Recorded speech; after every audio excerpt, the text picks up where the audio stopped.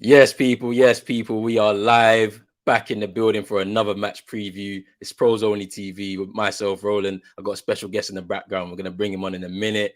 Obviously, it's the United versus Arsenal preview. Tomorrow, United play Arsenal at Old Trafford. What is it? 8 o'clock kickoff, I think it is. We're going to get into a lot of stuff tonight, but let's go. Tropicana.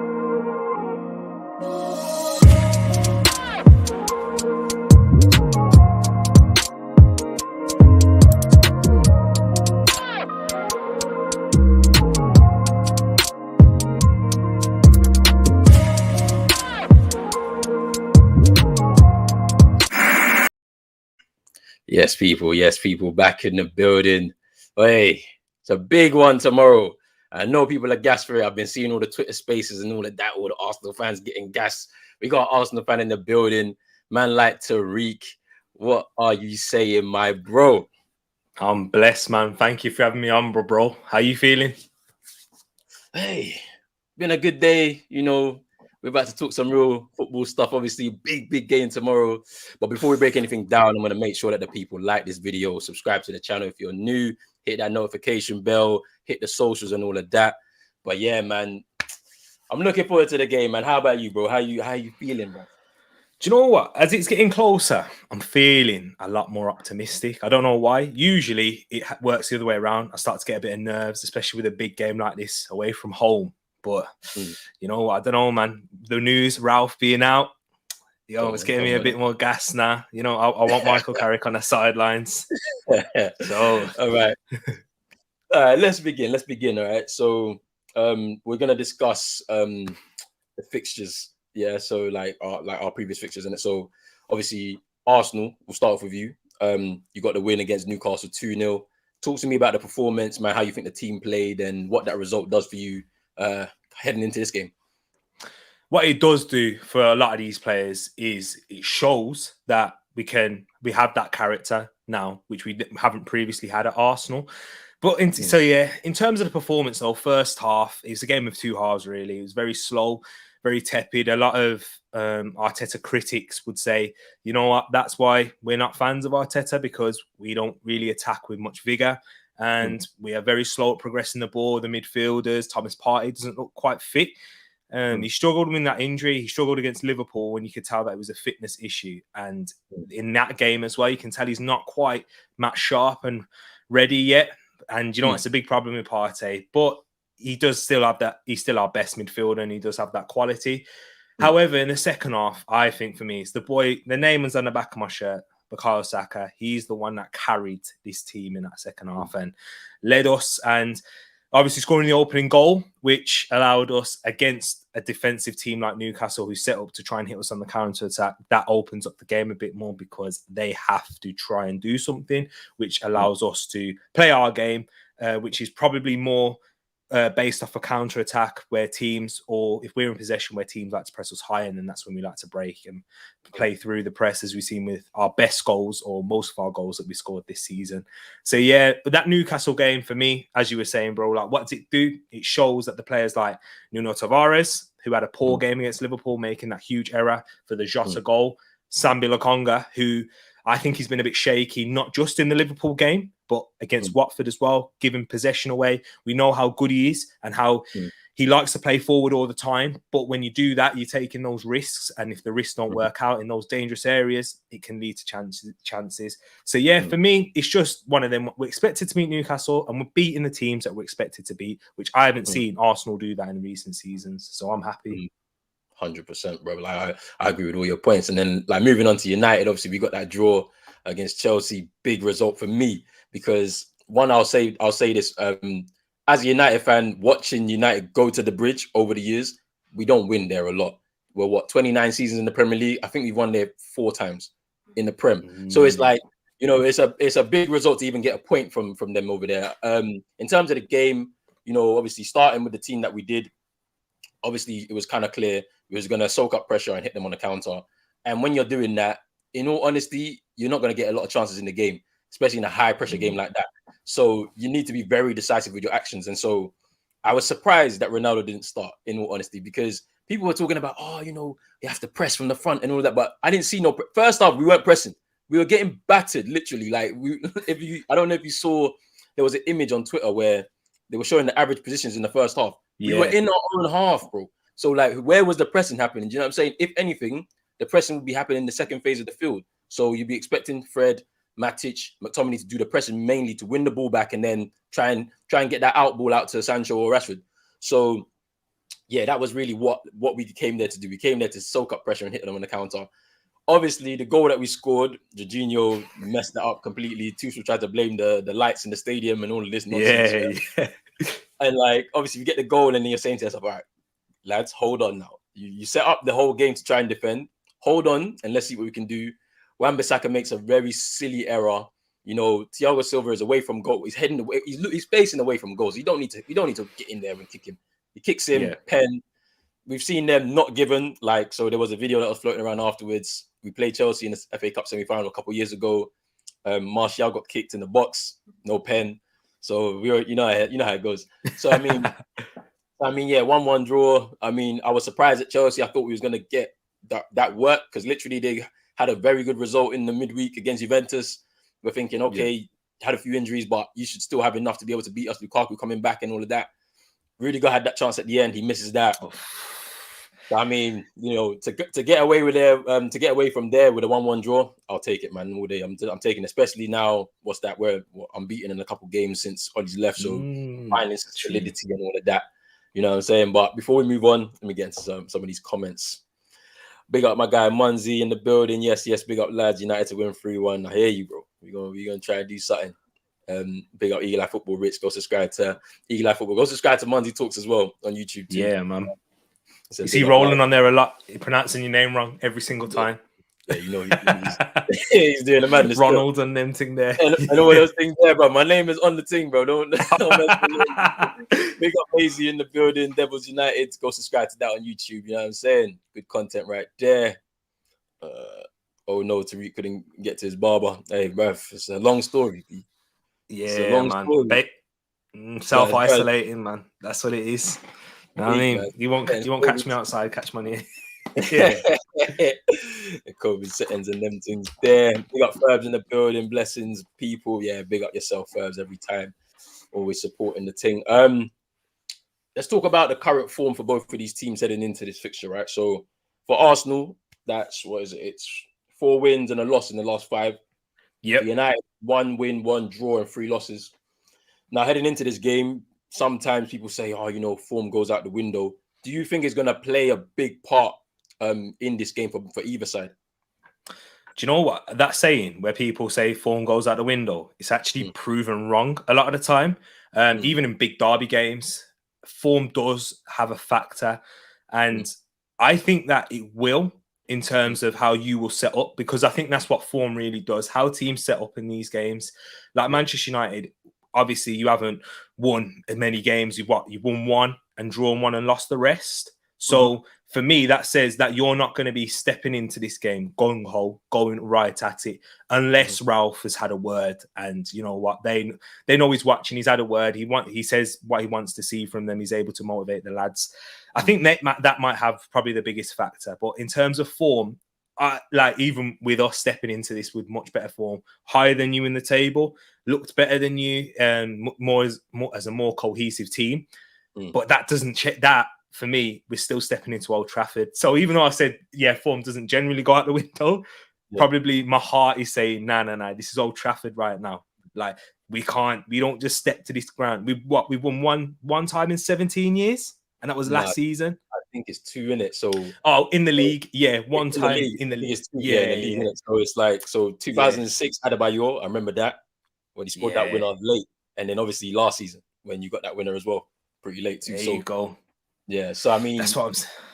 So like, I understand where you're coming from it. Like, obviously, form will probably come out of the window for this particular game. I think there's a big focus. Obviously, Ralf Rangnick and that news, surrounding the club, so the crowd are going to be up. And obviously, there's an opportunity for us to kind of reclaim that kind of rivalry back, because we haven't had a good record against you guys since Ollie joined the club, I think. So I feel like, I feel like when did Arteta come in? Was it January? Arteta came in December 2019. 2019. So yeah, so when we played you in January, from then he's literally had the better of us in it. Like that game, fam, Luke Shaw was on toast. Every single time Pepe had the ball, he was on toast. But so yeah, so I feel like form will kind of go out the window in this game.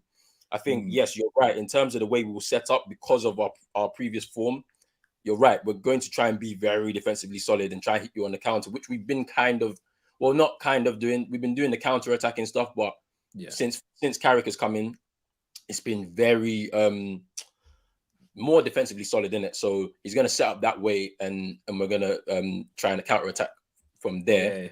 And then for Arsenal, I can just see them coming there with a lot of freedom. If they get the opportunity to move the ball around like how we know they can, then it's going to be a long day for us. Literally, like it's going to be a matter of trying to work your positions to try and get the chances, basically. So that's what I feel about this. But let's talk specifically now about Arteta, because obviously there's been mixed feelings in the fan base surrounding Arteta in his time at Arsenal. What's your thoughts, firstly, on Arteta in his time at Arsenal? Like, where do you stand? Are you like trust the process, Arteta in, or are you Arteta out? I don't think he's good enough and whatnot. Yeah. Well, I will say first things first before I really go into it, and guys, because if there's any Arsenal fans that are watching, they may jump on me on this, whichever side you go on. First things first, Arteta is very fortunate to be in the position that he's in because of the failures. There's been specific times where a lot of managers would have got sacked. This is the perfect preview because Oli had the same look, it seemed like at points where he was like, wow, like, how is this man surviving this? And then, okay, even to get to those times where you turn the corner and it seems like you turn the corner in results. But yeah, I've got to admit that there's been plenty of occasions after the Spurs game, I remember, last season in December, before we even got to the Chelsea game, he could have went, seems like every game before that. And then after the Villarreal defeat in particular. But for me, what I've always looked at is as a whole, the same way that you've looked at it, Roland, for Manchester United. Like, ever since I've been watching you, I've seen how you've looked at it. You've looked at this club needs a rebuild from top to bottom. Let's just not look at this manager on the pitch. And we've had bigger issues. So for me, I think now Arteta is doing a good job, whether we like it or not. Look if you want to talk facts and figures, look where we are in the league. Guys, was any of you expecting, and United fans, at this point in the season, Arsenal to be joint fourth after their start to the season and after the summer transfer window? What did you think of that summer transfer window before I carry on rolling? I was laughing like everybody else. The 130 million, and we're seeing the players that you brought in, and we're saying to yourself, what kind of quality are they bringing? And we're going to talk about your signings anyway in more detail from your perspective. But that's your start to the season. 3 losses in 3 games. You was in the bottom 3. I was not expecting nothing from Arsenal, and I can say that Arteta's doing a good job. I can admit that. But yeah, go and continue.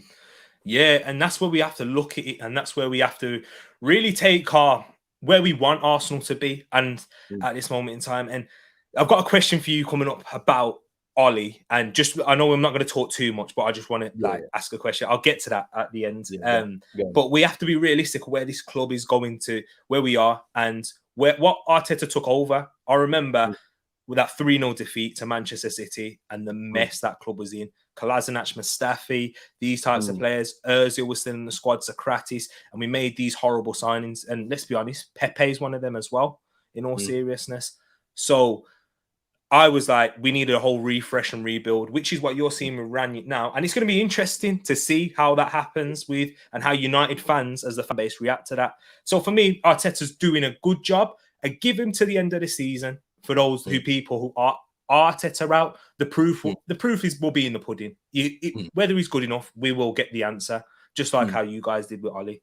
But speaking about that, what I want to say, overall, obviously it underachieved this season with Ole Gunnar Solskjaer.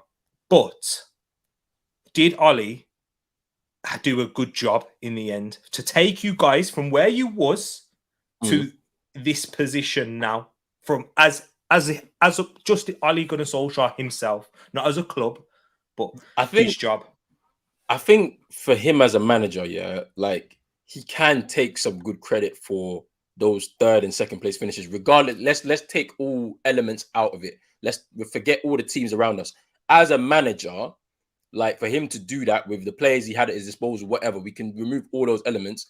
He's done a good job for him as his career. It would have been better if he won like something, because he's still one of those managers that hasn't won anything major in his career. But yeah, I think for himself, like he can go home and be proud of what he's done. He can. Like as a fan base, like there'll be people that will be proud of him. Me personally, no, because at the end of the day, I know where my club has been. Like I've seen my club's glory days. Like I know what it is to win.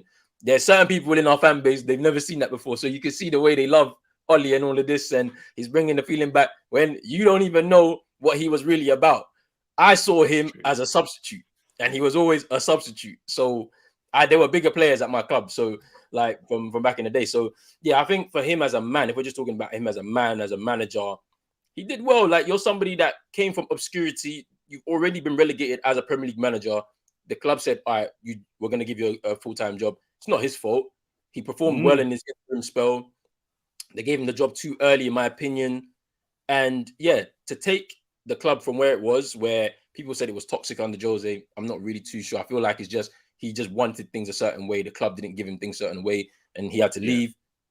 The club was sixth. We were like, I don't know, something stupid off the top, 20 points or something stupid like that when Ollie took over. He finished sixth, but we went on a nice little run. Second season comes in, he gets a few signings in. We push up the table, make fourth or third place, and then kick on again, more signings, and then get second place. Regardless of what was happening with the rival clubs and whatnot, we still got that second place. It's in the history books. You can't take it away from him. So, yeah, it's for him as a man and a manager, you give him that credit. As the manager of Manchester United, no, because I'm putting him on the standards of Sir Alex. I'm putting him on the standards of Louis van Gaal, Mourinho, who all won trophies and did whatever they did with the team and whatnot. So, it is what it is. Yeah. But let's move on to your summer signings. So obviously, yes, we've already kind of touched on it, where the summer signings happen. 130 million spent on these four players in particular. I think was it 4 players, or was there another one in there? I think it was 6 overall. I think it was. Overall. So the key ones that I picked out really were Ramsdale, Lokonga, Ben White, and Tomiyasu, right? Because they're the ones right now that I feel like performing. Tavares and Odegaard. Tavares and who? Odegaard. And Odegaard. Okay, yeah, fine. So yeah, Tavares I can even add into this proper key signing as well, because he's literally straight into the team. But talk to me about those signings, bro, because like as I said, we were all laughing. It was like 130 million. Why have they spent this money on all these 6 players? Are they going to improve the side? But as you said, proof's in the pudding. Right now, they have improved the side. So talk to me about them, bro. Do you know what? It's one of them ones again. And this is why I say to Arsenal fans, and because I'm talking to myself as well, let's not be reactionary and let's not react to things off of small sample sizes until we see something, until we actually see something that we can truly judge them off. And the signings have gone to prove that. That's the perfect example. So for Aaron Ramsdale, who has been probably one of the signings of the season across the league, and one of the goalkeepers of the season. I don't think he's been the best, Mendy, but he's up there, and I'm happy to say that because of his distribution, what it brings, which was a completely different side, which we never saw at Bournemouth, and we never saw at Sheffield United either. So to see that, and for our scouting to see that potential and for it to work, I'm happy. And that was a signing where I said, I'm going to give it time. I know it's easy for me, but don't get me wrong, guys. There was some of them. Tavares, who I said, that's a terrible signing from what I've seen. When Saka came up against him in the Europa League, 1v1, Tavares came on as a substitute, and it was to do a job, and he couldn't do it. And he was getting roasted by Saka, and I thought, this guy in the Premier League, he's too raw. He's quite good going forward. We see he has the athletic ability, the pace, the power, which, football seems to be about now. But I just didn't think defensively, 1v1, which fullbacks have to do in the Premier League, and with how Arteta will want his fullbacks to play, I thought, this ain't the one. I've been shocked. I've been mad surprised. He's come up against, I think he did very well against Mo Salah, given he's coming up against the best player in the world right now as we speak. Yes, he made that big error. And that's what happens with young players. You've seen that at your club. I've seen that, and we've seen it at international level with young teams. So I was very impressed. And then we've seen it against the likes of Ismail Assar too, and Tommy Yasu, my boy. This guy, he's not as good going forward. I do think long term, it will probably be an issue when we're going to be coming up against teams that will defend with a low block. I think 1v1, similar to your right back, defensively ridiculous, strong, aggressive, and he's very good in the air. And that's where it helps Ben White with Ben White's game, which is more about what he brings to the possession side of the game. Not to go cussing too much, because that's what you guys wanted from Harry Maguire, and you knew it was coming. Don't talk to me about that guy, bro. And that's what he's bringing. Yes, he does have his areas where he needs to develop defensively, physically. We saw against Ivan Toney in the first game, but he has come up against physical strikers like last game, Callum Wilson, and he dealt with him, and he knows how to, and he knows his weaknesses, and he knows how to negate them. And that's where you see that little bit of intelligence where you see potentially he can develop and grow. So I'm just very happy with the signings, man, and that just typifies Arsenal. And let's just take it easy. Let's just wait and see. Because even though I'm praising them now, I'm not going to turn around and say that they're all successes. Because if this happens just for one season, and then the likes of Ramsdale has just one season, we've seen it plenty of times where a signing has a great season or great half a season, and then it just seems to peter out, or they get found out in the league or mentality wise. So just take it easy. We'll see. I'm very happy where we are at this point. But yeah, man. No. Yeah, I hear that, man, because like, see, with the Ramsdale one, I was like you, I was very surprised, because you see the confidence that he has right now. Yeah, you didn't see that at Sheffield United. You didn't see that at Bournemouth. And it's like, I think for him, he's relishing the challenge of joining a club like Arsenal. Let's be serious here. As much as Arsenal have been in the wilderness, away from like the upper echelons of the league and all of that stuff, they're still a big club in the Prem. Let's not, like, we can stop all the nonsense, bro. Like, people want to do the banter thing, is cool in it, but like, let's be serious here, because a lot of these people that doing the banter thing didn't see Arsenal in their peak levels. Like, they were really putting it on, man, in the league. So Ramsdale joining that team, like, obviously he's probably like a lifelong ambition to be playing for one of them kind of clubs in the league.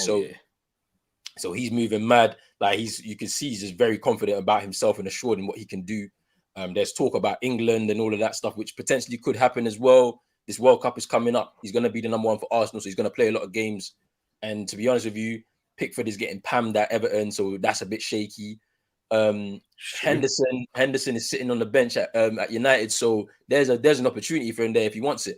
So, Lokonga, didn't know much about him like when he joined, but young player, but he has some technical ability about himself, and it's like, okay, we want to now see him now. Let's see if he can really like impose himself in midfield in the different type of games and really like outshine some of his counterparts in the midfield and that. Ben White, I think everybody kind of knew what he done. Like, he obviously had a loan spell at Leeds, obviously Brighton, and all of that. So people knew about him. It's just the price tag was what shocked a lot of people. But to be honest with you, in this day and age, like, people are gonna go for that kind of price. Like 50 million is the new 30 million. How it used to be back in the day when someone used to pay 30 million for a player, and everybody's like, "Whoa, what's going on here?" Same thing now, innit, with this 50 million. Like, Richarlison went to Everton for 50 million from Watford. Like, Gylfi Sigurdsson, I don't know about my man, and there's a situation to the side. He left Swansea and went to Everton for 40 million. Like, and you would say to yourself, these man ain't worth that. Like, you look at, I think Morgan Schneiderlin moved to United for about 30 odd million. Like, it was a lot of money at the time, and it's just like, and it's kind of shocking. And so, like, you can't really like put that on the player. It's not his fault, innit? Spot on.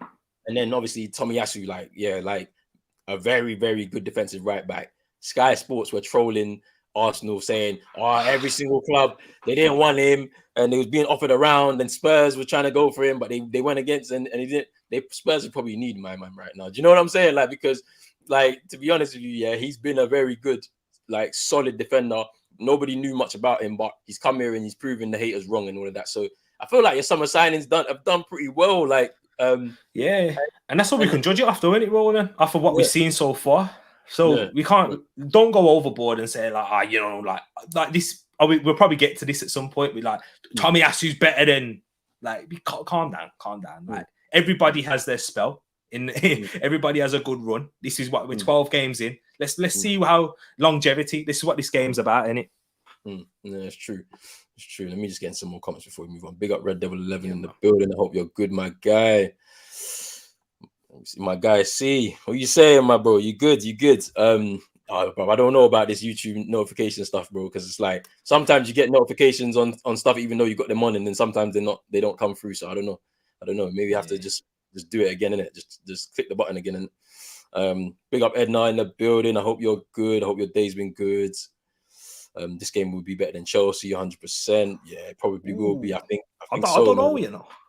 What Do in you know? terms of for you guys? Yeah, for you guys, I think I it think will. yeah, I think he's saying like for United because obviously Yeah. you're in front of your whole team, man. You got to attack. None of this defending and counter attack. Nah, we got No, to. yeah, Oh, not us. We're not on that level of Chelsea. So yeah, big six. Arsenal still big six. Back in the day, the players they used to say Arsenal had a harder game than Liverpool and Chelsea. That's true.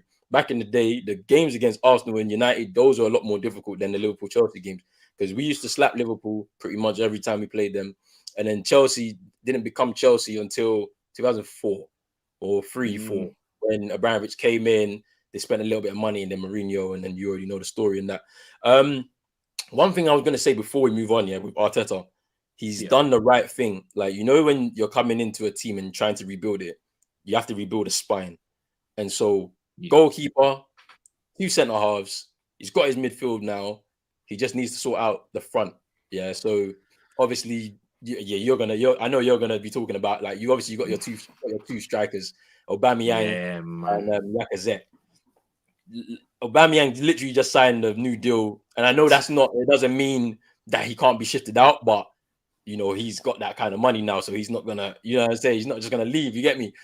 And then Lacazette, even though some Arsenal fans don't think or don't rate him, he actually has been putting in work for you lot for the time he's been there. It's just that the goals haven't come as like how you may have expected when he moved from Lyon over to Arsenal.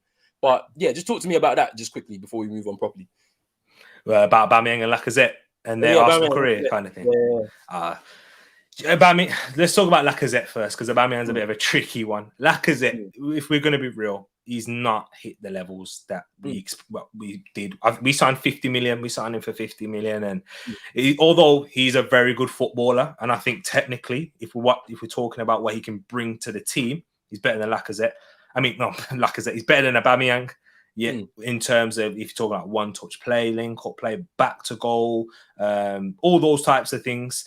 And even when like ball striking, I think he's a better ball striker. Like if we're talking about clean hits, that's Lacazette. Yeah. But he just doesn't score enough goals. And that's what you need from your striker. You can have all of that.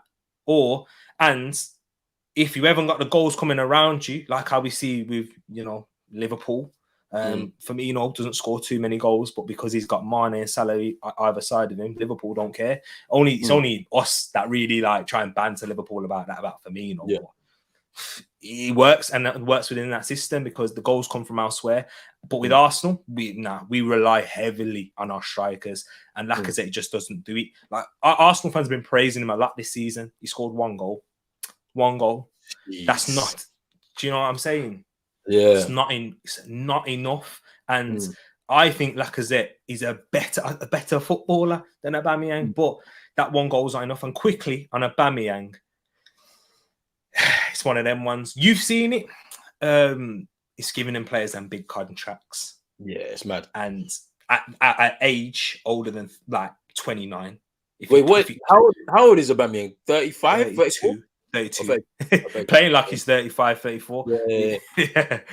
But yeah, man, it's just not working. And it's one of them ones. I think we had to make that decision at the time because if we didn't, after just winning the FA Cup, Aubameyang having another great season on top of what he already had previously, we had to do it because of the fam. I think it would have caused too much uproar. However, from Arteta's point of view, this is one criticism that you can have of him. You weren't building for the future with Aubameyang because of the style of play and what you want from your striker and attackers.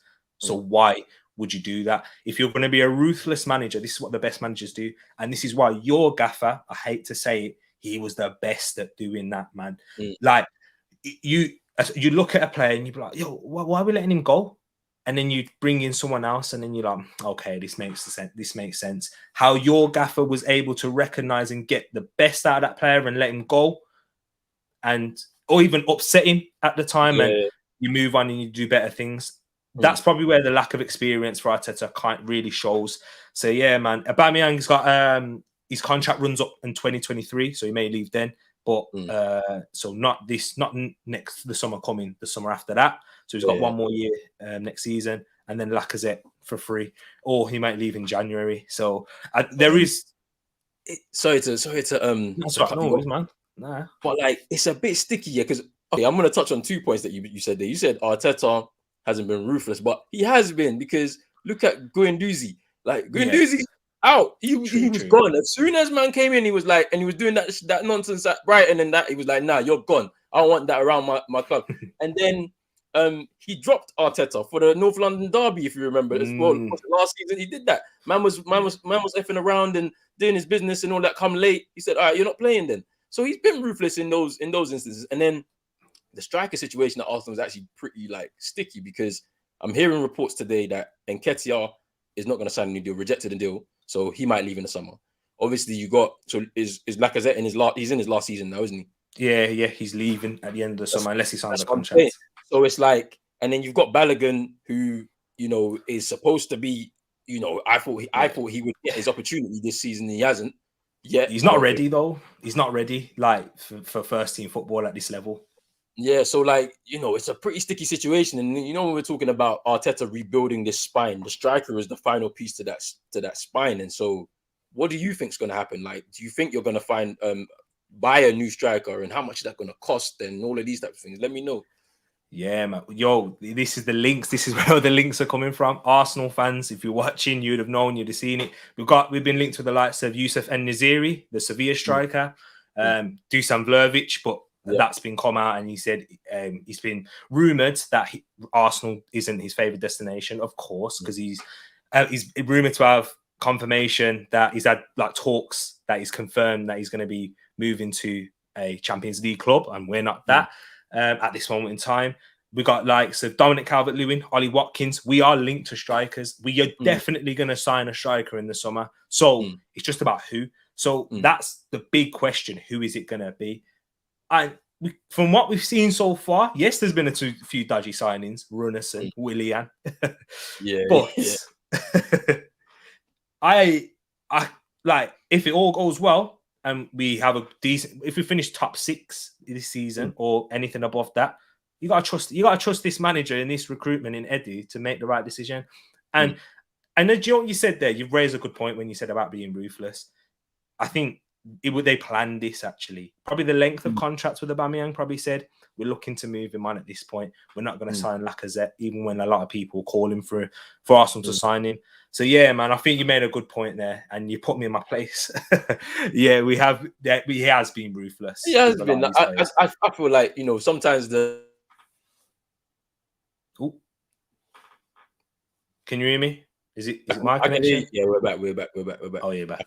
I thought we're back. Yeah, we're back. But yeah, there you go. Big up Jesse Des in the building, says Arteta is still shit. Rich, we're not doing no combined 11s on form. No, I can only do it on ability. If it was, it's the full Arsenal team. It's the same situation as when I did the what do you call it? The Chelsea combined. Couldn't do it because Chelsea would be the full team. So no, we're not doing that. Boomerang secured his bag and traded in his powers like Space Jam. Hey, nah, Rich, you're on top form today. You're on top form. Hey, Rich on smoke. Yeah, he's hurt though, wasn't he, after Leeds last night? Yeah, probably. That was big. I was watching that game. Hey, that man want to watch along. Yeah, I'm just hearing Bear like, I'm here. yeah, you effing that. I was like, Yeah. what? Like, what's going on here, bro? We doing Eagle Eye Ready. football, doing up AFTV, bro. What's going on? Just me, man. Oh my days. Yeah, no, yeah, I got hit by the nipping thing just real quickly. Because with his Taliban Wi-Fi, get new internet, fam. It's not my control. I can't do nothing about it. You get me? Let me talk to you about this top four race here. So I've spoken about it, and I've said top four this season is between United, Arsenal, Spurs. Well, I'm not even sure about Spurs, and then West Ham.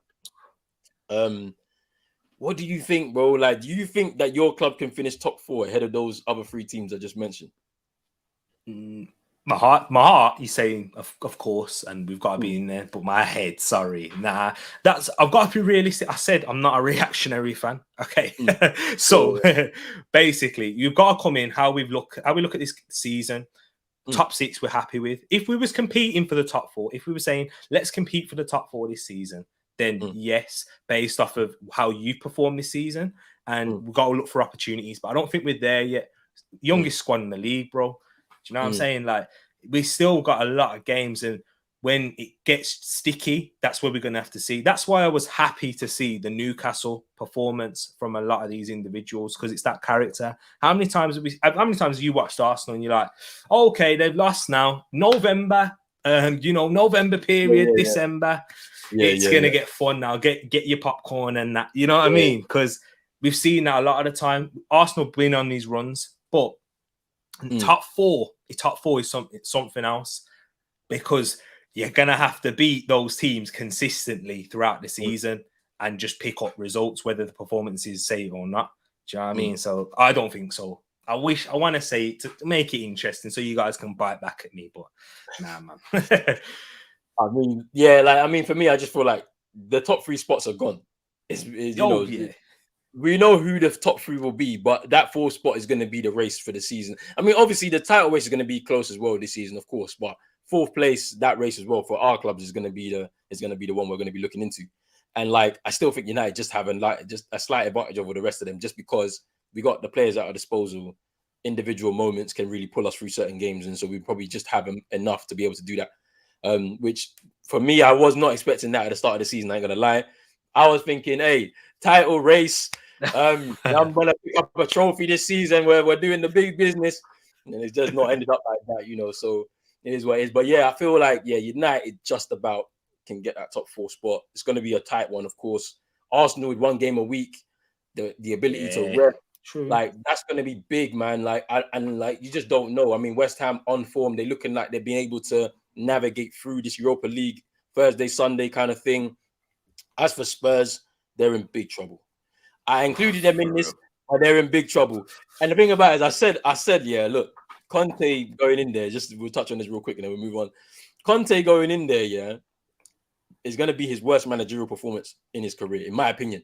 Just because it's got nothing to do with him specifically. He's an amazing coach. But Spurs, the way they're run, it's not happening.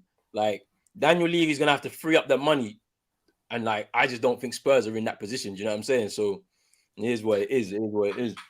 That's what I'm saying. It's Spurs for you, though. They did it to Jose Mourinho. Jose Mourinho won a trophy everywhere he went. But Spurs, that's what happens, man. And that's what we're talking about, club. And when we're talking about that club structure, and this is what I said to you, like, okay, unless Man United rejig the structure, at the foundations, whoever you hire, you could have hired Ten Hag without Rangnick, etc. It would have been game over. Like, it wouldn't have worked for him, and it would have blown up in his face, because you got your foundation made of sand. But now this is where I can see the excitement from you. I've seen it. Look, you speaking of Ten Hag, you got the Bob Marley Ajax top right there. So yeah, so I know you're getting excited now for the long term, not for the short term. But if I'm going to say to you now, Roland, about this top four, yeah, you got to say it right now. Who's finishing fourth? Who do you think? United. I mean, and it's no bias. It's no bias. It's just the reasons I gave in it is like we just got too many good players that you can put into an 11 that will make a difference on a day. Like, so there'll be a day where we need to win a game just to sneak into that top four. You've got Ronaldo there. You've got Sancho there. You've got Rashford there. If them guys don't do it, take man off the bench. You got Cavani who can come on. You got Greenwood who can come on to just literally get that result, and then we can get the points. And that's why I just feel like we have an advantage over the rest of the teams.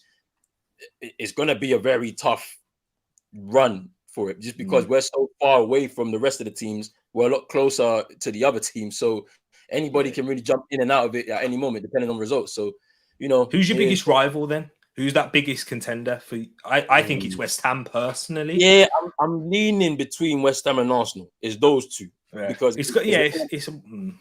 because Arsenal with that 1 game a week thing, like we've seen teams like Chelsea finish 10th one season. Conte comes in the summer, they win the title because they only had 1 game a week, no European football at all. So that's always a good thing as well, because Arteta's had time, or will have time with his players on the pitch to continually drum into them. This is the way we're going to play. And so you've seen that consistency with your form over the last 5 and across, or at least from since you lost those first 3 games, your form has been very good. So like he's had the time to implement the things that he needs, and you're seeing the results on the pitch and stuff. So you guys and West Ham are going to be the main challenges, I think. Just to answer this question, big up yourself, Reese, man. Would you say Arsenal in the same boat as United? For me, I would say no. I would say we're a bit further in our transition at the moment in terms of structurally. We've got Edu at the helm with Arteta. Whether it's going to work or not, we're further into that process. You know, that the buzzword gets thrown about. We are further into that. So it is, okay, we're starting to... you were ahead of us anyway in terms of... But not to where you want to be, because you want to be challenging for titles. You're nowhere near that. Right now, our goal is we need Champions League football, and then maybe and then after then, I don't think we'll challenge for titles because we don't spend enough money to compete with the likes of City, Chelsea, you guys even. We don't have that financial infrastructure. So I think for Arsenal, our aim is top 4, and we're closer to top 4 than you guys are at the title. Do you know? So I think that's quite... So I'd say we're a bit further ahead in our process, but not on the level as you guys. Probably at the same level to answer that.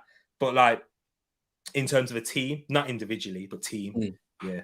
But then you see with that, you make an interesting point where like you're further along in the process. But like I feel because we've got such vast resources, we got money, that the process shortens.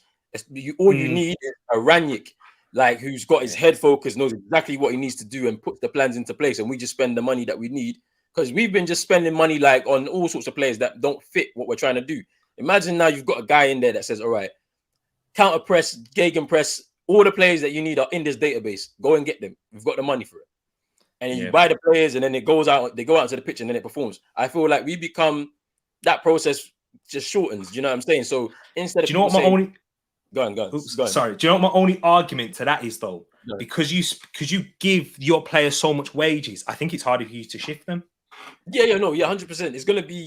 There's gonna be difficulty now because of the wage structure to rebuild it, and so that could take time.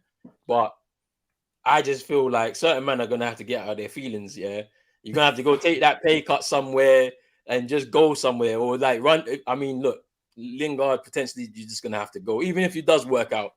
We don't need you anymore. Like Pogba probably on his way anyway, gone. Like Cavani's finished his career. Like his time is done at United. Like he can go as well. Ronaldo, I ain't gonna lie, you might have to dip. Like it's peak, but you might have to dip after a season. You know what I mean? So it's a bit peak. Let me get into some comments before we go on. We got Santiago in the chat. He says, "Luckily, we can still push for a Champions League trophy. Maybe." I think it's a big shout, you know, Santi. Man said DJ Santiago Khalid in the building. What's going on? Right, big up in the building. What you saying, my guy? I hope you're good. And the streets are saying Carrick is better than Arteta. I don't know the JK at the end. Yeah, I have to add that. Hey, big up Cream Bone 66 in the building. He says Mourinho won a trophy at every club. Then the Spuds broke him. Man said the streets are still saying big. The streets are saying big look like Terrence Howard. What? Whoa! Wait! Chill, bro. What's going on? It's none of my business. That. Oh. Richard's on smoke tonight. We're gonna do something a little bit different, man. Talk to me about your favorite moments in games between Arsenal and United. Just I knew this question. Yo, let me just say, I was going to ask this question at one point, but I thought, you know what, let Roland carry on. It's his channel, his show, and it came. My favourite moment, the one that springs to mind, I know it's not great, but beating you at Old Trafford. But for me now, I've just got another one. Alexis Sanchez, remember that strike against De Gea? Was it 3-0? Was it 3-0 we beat you? 3-0 at Emirates. Yeah, I think I remember that. I remember that day. Such a bad day. Danny Welbeck at Old Trafford. Yeah, that was all right. But I know I don't want to hear yours though, but I know you have to share it because you've got a madness. But winning the league at Old Trafford, there we go. You'll know about that. Yeah, we'll talk. I remember from that was a peak one. The Monday night football. I remember. You know them ones there, like you're just like, all right, it's like I don't know, it's maybe April, maybe May, maybe start of May. Yeah, like, I'm proper young. I was like, what was I? I was like, if it's 2002, so I was 10. Yeah. I'm literally about to go to sleep, and I'm just popping my head out, just trying to make sure I catch the end of the game, and then I see World Tour just run through, score. And I was like, hey, it's over, man. They've taken the title from us. So yeah, that's a good one. I got two of them. So 2005 at Highbury. We beat you guys 4-2. Man like John O'Shea with the chip at the end. Is that when Ronaldo did that? I remember that. I think Mikel Silvestre got sent off in that game too. Headbutting Ljungberg. I think that was all the tunnel antics as well with Roy Keane and Vieira. See that was a good moment, like between the two sides, and then taking your unbeaten record away from you 2-0 at OT when Van Nistelrooy, obviously the season before, he missed the pen, and then this time around we was like, nah, we're not having these guys do anything to us on our pitch. Literally kicked the shit out of you, man. It was dirty tactics, and then obviously, there was a bit of things with the Fergie brown envelopes. Them and then it ended up being Pizzagate. Man like Fabregas fried pizza pizza. Yo, it was mad. Hey, that was a mad time as well. So those are my couple moments, between the two sides that I thought was look at the chat though, man. I'm glad that you never said either of those. This is what Roland's got respect. He's got respect. Damn. The 6-1, yeah. I mean, 6-1 was a madness too, because you had some defenders on show, fam. Like I don't even know certain man that was there. I don't even know their names, but they were there one game, and that was it for them, fam. After that 6-1, they were gone. Wenger was like, "Nah, you're out." I remember that. Dwight York with the hat trick. The 8-2 was a bit of a madness as well. Oh yeah. Reece coming through the 8-2 and that. Yo, Reece, man. Yo, I respected you until you said that, man. Move, man, move. Look, and then the Lingard Millie rock in there as well. Nah. Oh yeah. Hey, that was a madness too. I ain't gonna lie. And isn't that the game where we battered you? Where De Gea made like 100. You battered us that whole game. Yeah, De Gea made 14 saves in the game. Yes. Yeah, madness, brother. We snuck out of the Emirates with a 3-1 win. I couldn't believe it. Pogba even got sent off in that game as well. Madness. So mad. But yeah, let's move on. So talk to me about the key players in this game for Arsenal. Talk to me. Key players. I've got I think the key players definitely that midfield battle. Because both teams are quite weak there. I think that's our weakest area, and that's yours, I'd say. So that midfield battle, so Partey up against Fred, McTominay, whoever he decides to play in there, that's going to be the one. But for me, the 1v1s, that's how I always look at this game, is the 1v1 battle. How's Ben White, Gabriel going to deal with Ronaldo? Because I think we could, they could dominate Ronaldo all game, yeah? And he'd be like, park it, you'd be hearing Arsenal fans saying that, oh, what's Ronaldo done? But next thing you know, bang, header, 1-0, you win, or 2-1.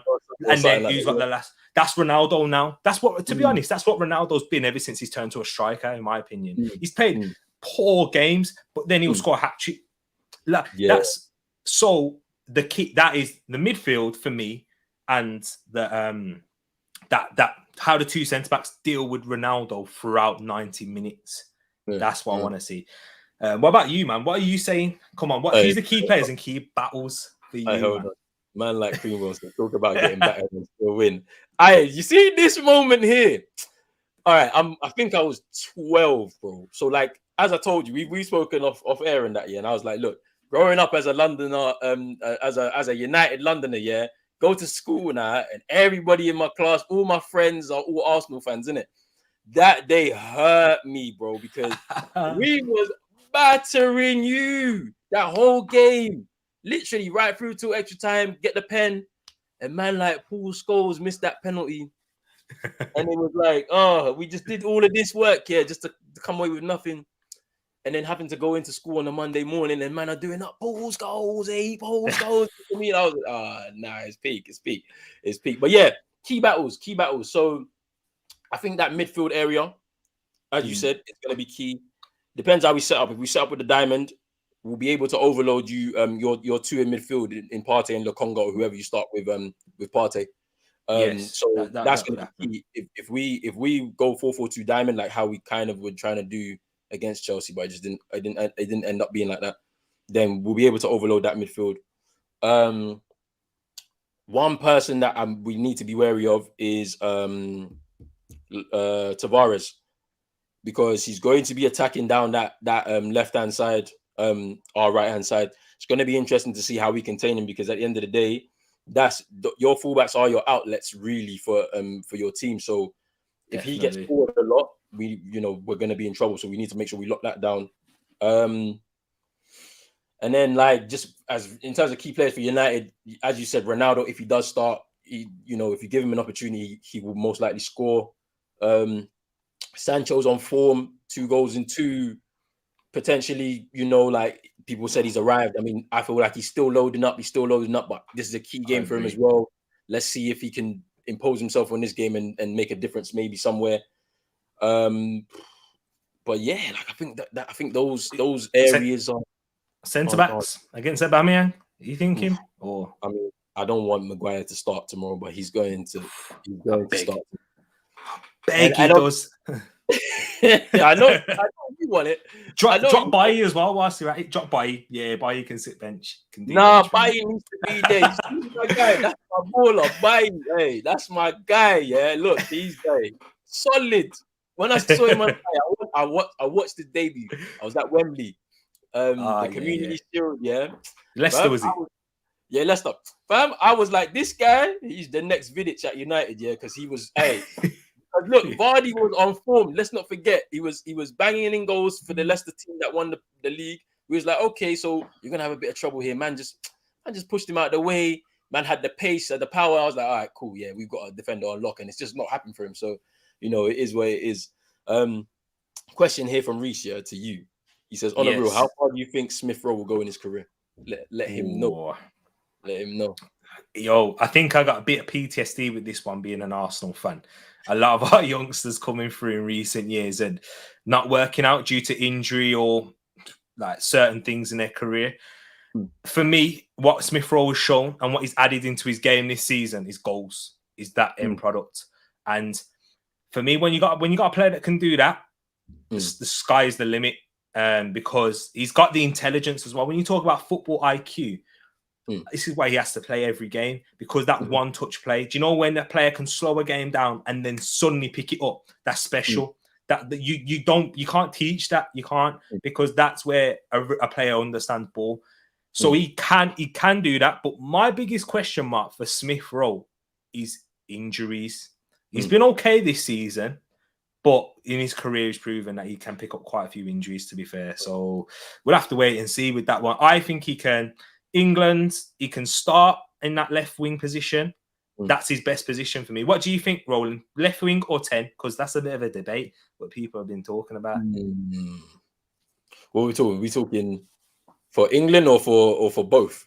Oh, for both, man. Yeah. Where do you see Smith Rowe? What's his best position? Because I think he's a 10, bro. I think he's a 10, bro, because the reason why is it's the movement off the ball for me, bro. Because like I've seen him pick up some mad pockets here, like when playing for Arsenal, and it's just like he could play left, but it's out there. It's like it depends on how you're playing, because you could play left, and if it's a possession based type of game, then he'll be fine out there. But if you're relying on the counter, I don't think he's got that kind of explosive pace that we are looking for someone to just breeze in to a position. But he picks up nice pockets.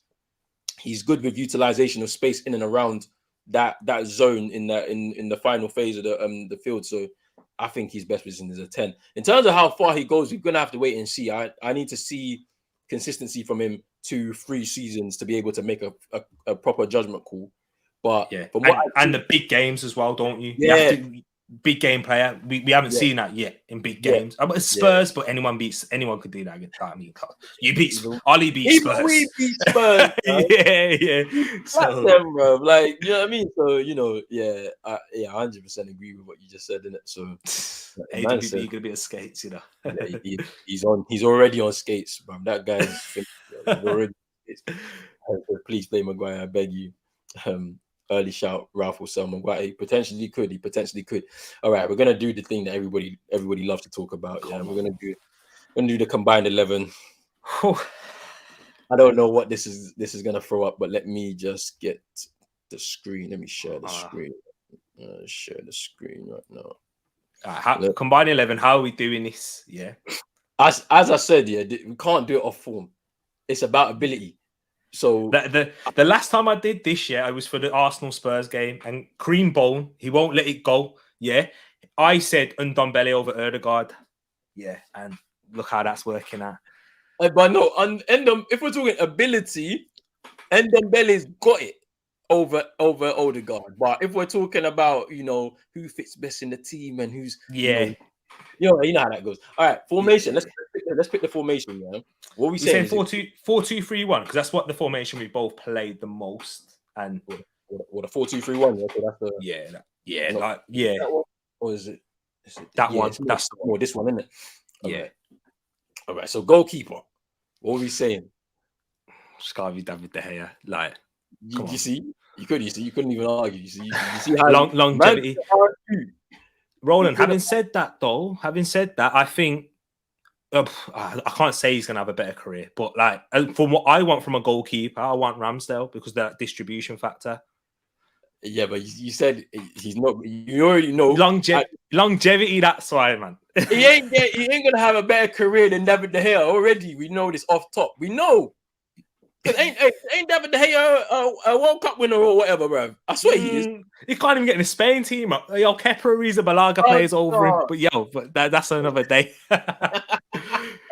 All right, centre halves. Yeah, this is gonna be interesting because there's one person that I'm putting in there, right? That's Varane. We can't deny the Varane factor here. Like, so I'm a throw Varane in here, but like in terms of like anybody else. It's easy. Like toss-up, bro.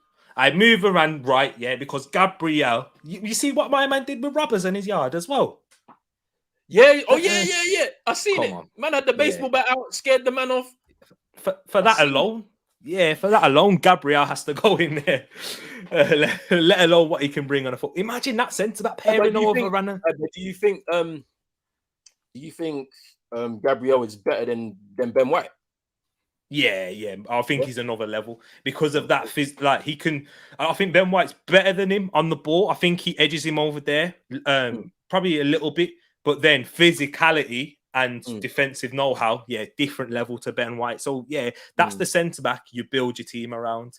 And like how you see, like I'm not saying he's going to be Virgil van Dijk, but like he could get to them levels because he has everything, bro. Literally, he doesn't have the passing of Virgil. But as long as you've got a centre back next to him that can, and he's adept at it, he can do it. You started talking about Varane. You wouldn't say Varane's speciality is his long passing, but he's comfortable on the ball and he can bring it out and that. And then man. And so Gabriel, sky's the limit. And that's what I'll say, that big shout, hand on heart. I think he's going to be one of the top 3 centre backs in the world in his career. 23, you have to remember that. 23. I need to watch him closely now. The way you're bigging him up, I need to watch him tomorrow. I watch tomorrow now. Tomorrow now. Hey, I'm watching him closely because we're saying this, All right, so the fullbacks, right back, Hey, I don't. You see that guy, the guy, the Congolese right back, I don't want him. I don't want to put him there, but like Tomiyasu as well is like he's decent.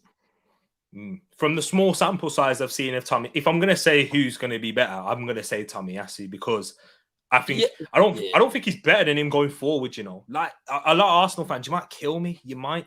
I think Tomiyasu's quite. Yeah. I do think he's. But defensively, I think aerially makes a big point. Like if you're thinking aerially, they're very aggressive fullbacks in like how they try and defend. I'm not arguing with this one. I will give you Tomiyasu right now. There we go. I'll take that. Small sample size again, though. This may change by the end of the season. Do you know what I mean? So left back here. Bro, come on. Come on, bro. It's easy, man. Come on. What's easy? Come on, it's easy, man. Kieran Tierney. Tierney, man. Come on. Who would Ralf rather have? That's my question. Who would Ralf rather have? He probably want Tierney. Hang on. There you go. You see, my man. Yeah, there's an interview with the Luke Shaw, where he was like, they need a better level. They need a better level. All right, let me. What am I? Not Luke. What are we saying? Tierney. Yeah, that's the one. Kevin Tenne. Yeah, because defensively he's better than Luke Shaw, and I think he provides the same going forward. All right, so midfield. Yeah, this is looking peak now. It's looking peak, but because we both have that one midfielder that is amazing, that is levels above in this type of position, I think it's quite a shoe-in for me. It's an easy one, isn't it? What are you saying? So you're going Partey one side. You took the words out of my mouth. Yeah. And I'm going to go Paul Pogba. I was thinking McTominay still. McTominay who, bro? Your face then, I want it. No, I could keep a straight face. So we got a double pivot of Paul Pogba, Thomas Partey. Could you imagine that midfield though? It'd be mad. This is what I'm saying. They're saying they're doing Unlocking Pogba season 6, bro, coming up soon. You know, imagine it's season 6. Season 6 is coming, bro. We're in season 2 of Partey, bro. So we're there. Bro, the series is longer than Prison Break, bro. It's mad. Oh yeah, Breaking Bad. It's mad. All right. So in the 10, yeah. What are we saying here? Because Bruno, I don't like him ability-wise. Yeah. But the statistics don't lie.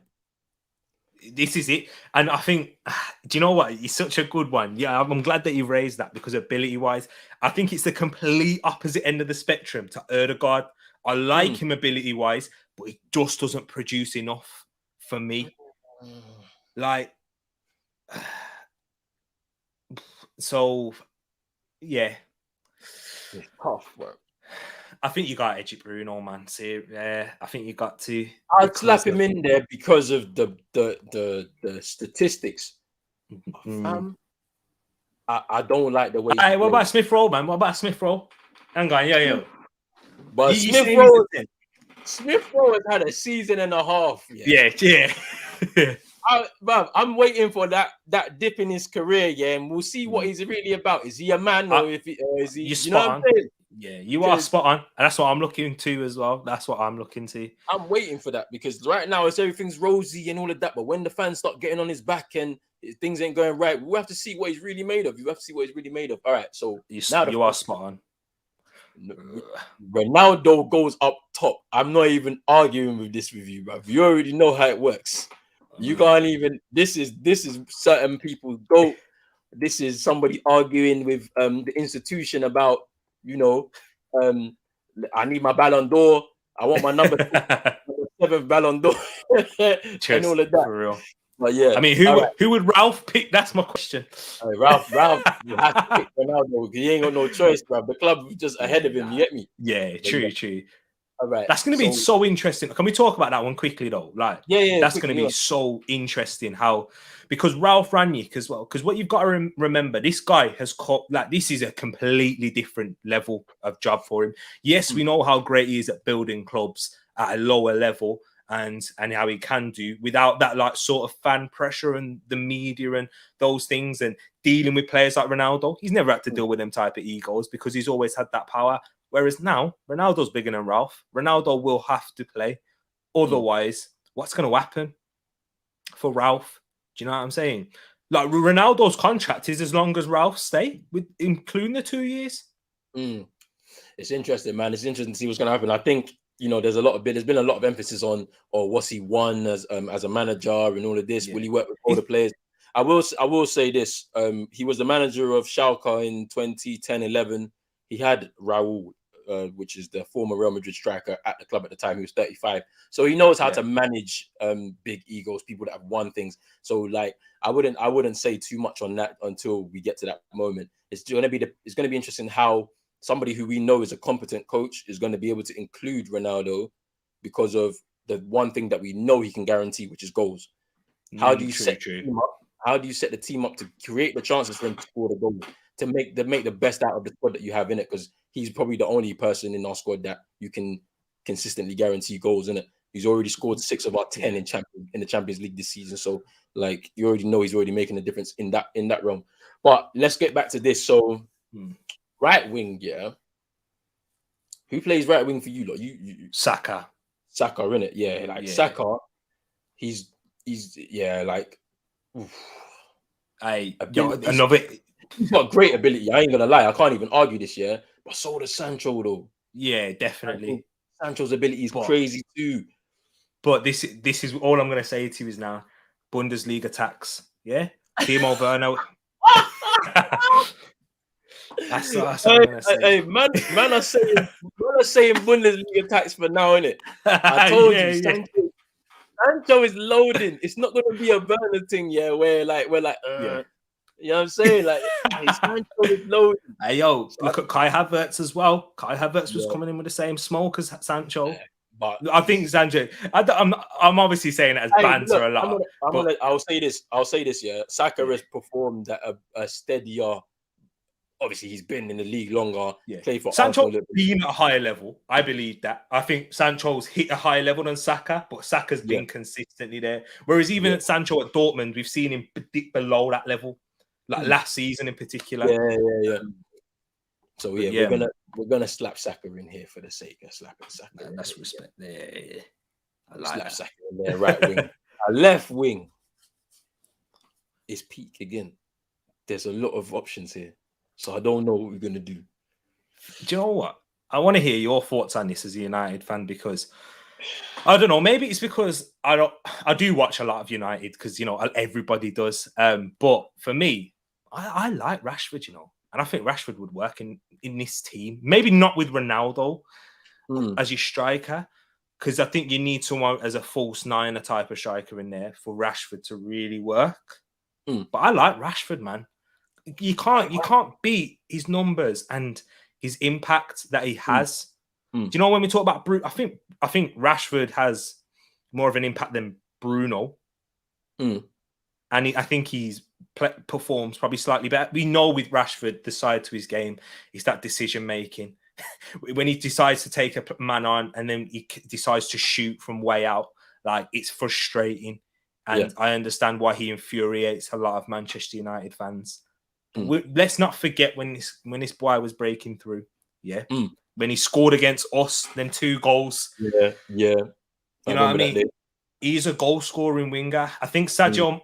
I'm not saying he's going to be Sadio Mane levels, but Sadio Mane, he upsets a lot of Liverpool fans as well because he infuriated them a lot. When we look at Sadio Mane at Rashford's age, he was very inconsistent like that when we saw him at Southampton. So for me, I'd go Rashford left wing. What are you saying, though?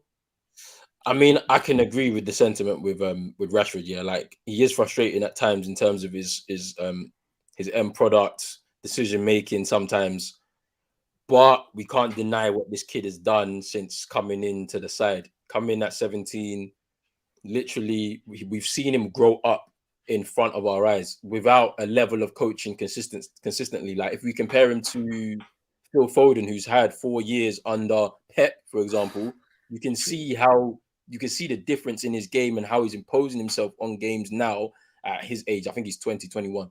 So, like, Rashford come through under LVG. He's about to now get his 4th manager in 5 years, 6 years of his career.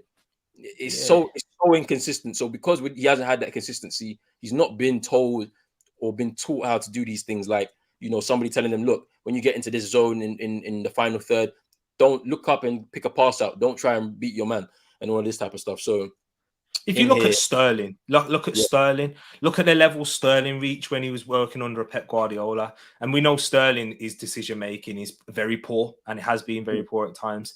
But then when you work under a manager, and I think Ralf will like that, that's going to be a different level to Rashford's game. Direct football like that. Yo, Rashford's going to cause problems, man. If under Ralf, I believe. Yeah. So I'm going to slap Rashford in here. Yeah. There's an argument. Would you say Sancho on the left? Because I think Sancho's a left winger as well. I think that's his best position. Me too, but at the same time, I feel like, to be honest with you, we bought him for the right hand side, so he's gonna play there, and he's comfortable playing there either. It's not he can do either or in it. So I'd leave him. I'd leave him there, but that's our combined 11. So how many is that? How to be fair, how many Arsenal players have got him? We got 1, 2, 3, 4, 5. I'll take that. 6 and 5. 5, yeah, 5 and 6. It's fairly balanced, isn't it? Like, I think that's poor on you, though. That's poor on you. But you should be at. It should be more like 7 and 3. It should be. It should be, but it is what it is. Let me stop sharing the screen. So we'll go into the final bit now. Score predictions, bro. Just give me your score prediction before we wrap this up. Man, you know what? I've come. I got to back my team. Got to back your team, bro. That's what it's about. Okay, I'm saying. Okay, man. Arsenal to take the lead. Arsenal to take the lead first. Man United come out a bit. No, you won't come out sleepy. You'll come out firing. But Arsenal will take the lead 1-0. You man will equalise, and then set piece. Gabriel 2-1. 2-1 Arsenal. Me, yeah, bro. I can see us getting. Boy, I feel like we're gonna frustrate, man. Get that? We're gonna keep a clean sheet and beat you 2-0. Yeah. And I feel like the goal 2-0.